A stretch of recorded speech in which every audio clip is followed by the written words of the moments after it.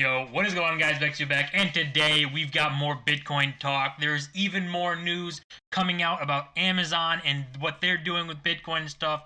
A lot of maybe rumors and things, but before we jump into that, we will look at the price of Bitcoin again.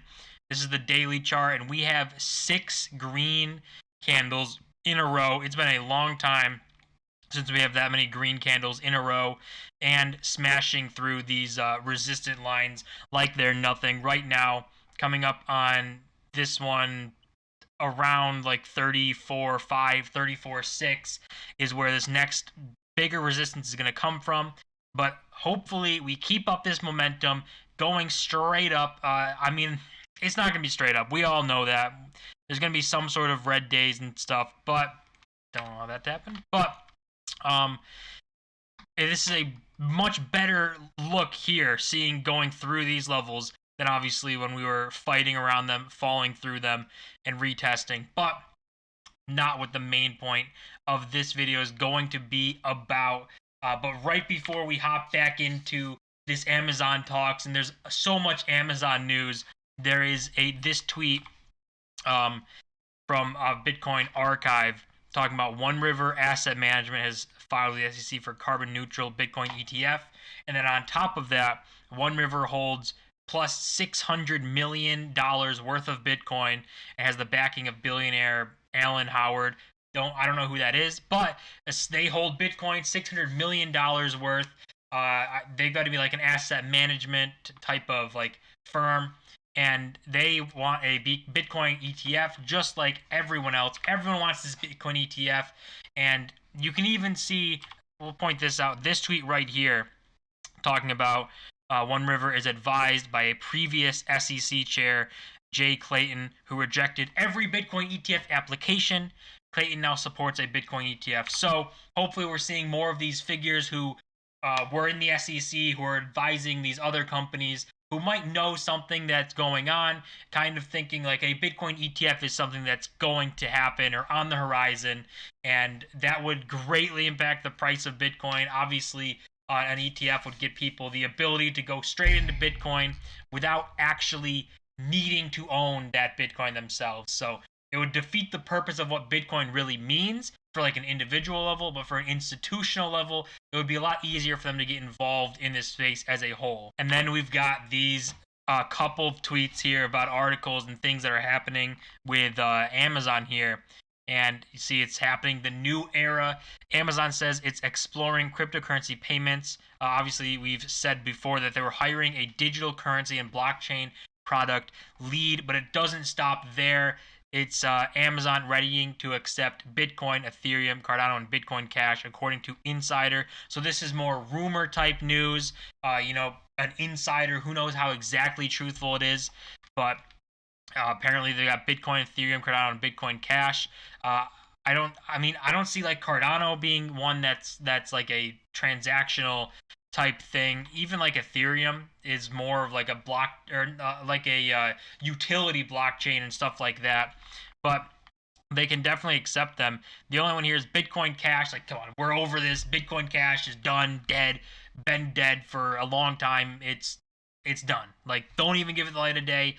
That's their own thing though. But and finally, we have this as well, saying it begins with Bitcoin. This is the key first stage of this crypto project, and the directive is coming from the very top, Jeff Bezos himself. So, I don't know, exactly how trustworthy this is. This could be another insider source. It is an insider, but who knows, how exactly close they are to Jeff Bezos or board meetings or things like that where this would be discussed.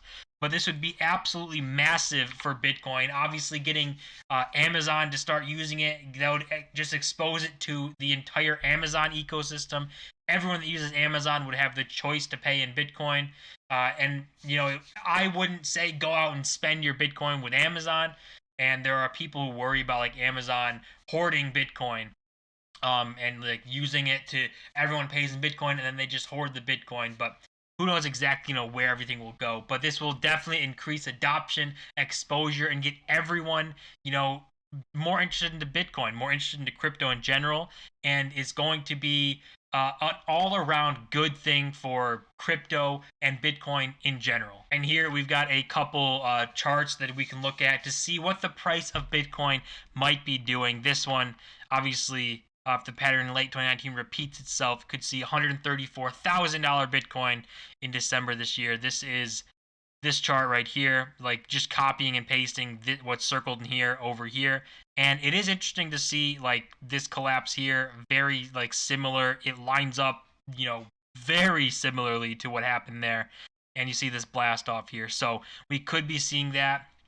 And there are more things like this chart where it shows like Bitcoin's price history for halvings, and it just 20x's all of them. So this first one, or this second one, is 20x this one. This third one's 20x this one, and then this fourth one is 20x this one. So what we'd be looking at is comparing these rallies, and you see they're kind of similar. I mean, the first one was low, like barely anyone knew about Bitcoin, and it was a very low price, like super small cap stuff. Started to get into bigger leagues here, more adoption, more eyes on it. And then here we got like a lot of people talking about it, went mainstream, and now we're in here where it's like institutional levels and stuff. So you can see where we are right now. And actually, let me just do this. So you can see where we are right now is this little line right here. So if we were to repeat 2013, this would be the top up here, more around like 450,000, around that area. To repeat 2017, the top would be like 400,000. And honestly, we're looking more towards the 2013 level because of the way the chart looks and stuff. But what could happen is easily, if things were to play out like they were before, would be a $400,000 Bitcoin by, the end of the year, probably around that time. But even if you put 2022, that would be the end of the year. So yeah, so like the beginning of 2022, 400,000 to put it up there. Even if you say that halvings and stuff and everything gets less explosive as time goes on, even if you put it at 300,000, or even if you lower all the way to 200,000, that would still make people ecstatic, right? That would be more similar to the first halving, which I think would be even more explosive than that. So I think even aiming for 300K would be something that would be reasonable for someone to say. 400 would be like repeats of cycles, which you can say whatever you want, but it still could easily happen. So even though every market is not the same, it's not going to be an exact repeat of what things have happened in the past. We are looking very similar to other bull markets where everyone's freaking out and stuff about the price right now, but in reality, we're very early on. We still have so much left of this bull market, and if this does indeed turn into a super cycle, that doesn't necessarily mean Bitcoin goes to $1 million a coin, right off the bat in the next year or two.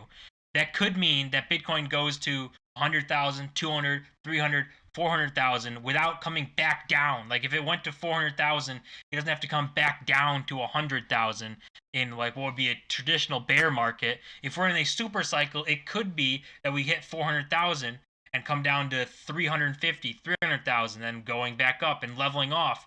And instead of having a bad bear market, it's just not in a really exciting market for a couple years. To whereas the next halving comes in, and then you get another whole new aspect of the supply shock and everything. And to finish this video off, we've got a couple memes here, little things. It's obviously saying two things we're hearing from the last 12 years is that Bitcoin's dead. And I missed out on Bitcoin. That's what everyone says. Everyone's all about, I missed Bitcoin. When it hit $1, you missed Bitcoin. When it hit $1,000, you missed out on Bitcoin.